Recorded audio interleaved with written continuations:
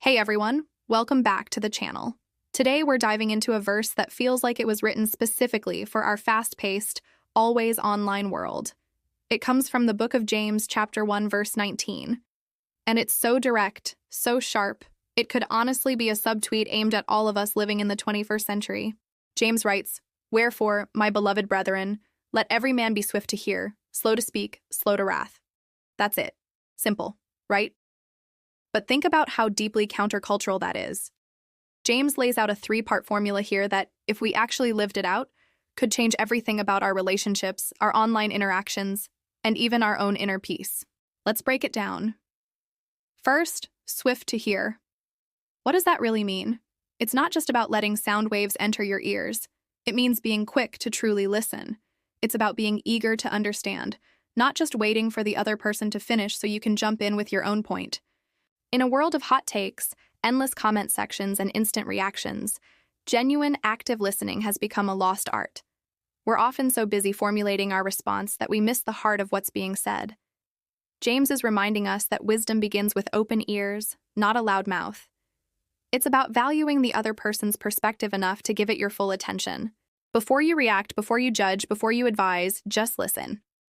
Next up, slow to speak. This one hits hard, doesn't it? This doesn't mean we should never speak our minds or retreat into silence. It means we should pause first. It's about taking a breath before you fire off that angry text message, before you hit post on that snappy reply, or before you say something in the heat of the moment that you know you can't take back. Our words have incredible power. They can build people up or tear them down in an instant. And once they're out there, they don't come with a delete for everyone button in real life. That little moment of silence, that pause to think, can be the difference between connection and conflict. It can save you from a world of regret. So the next time you feel that urge to speak immediately, try counting to 3. Ask yourself, is this true? Is this helpful? Is this kind? A little bit of intentional slowness can make your words so much more meaningful. And that brings us to the third part, which might be the toughest of all: slow to wrath.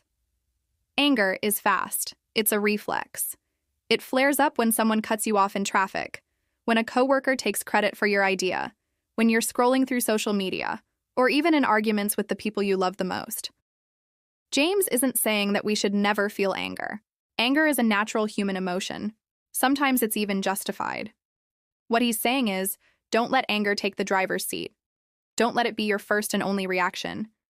When anger is in control, wisdom, empathy, and grace get kicked out of the car. Godly maturity isn't about being emotionless. It's about choosing restraint over reaction. It asks learning to manage that initial flash of heat so that you can respond with a clear head and a gracious heart, rather than just lashing out. So let's put it all together. Swift to hear, slow to speak, slow to wrath. It's a practical guide for navigating life with grace and wisdom. Listen more than you talk. Think before you type. And cool down before you confront. Imagine what our families, our workplaces, and our online communities would look like if we all just tried to live this out a little more consistently.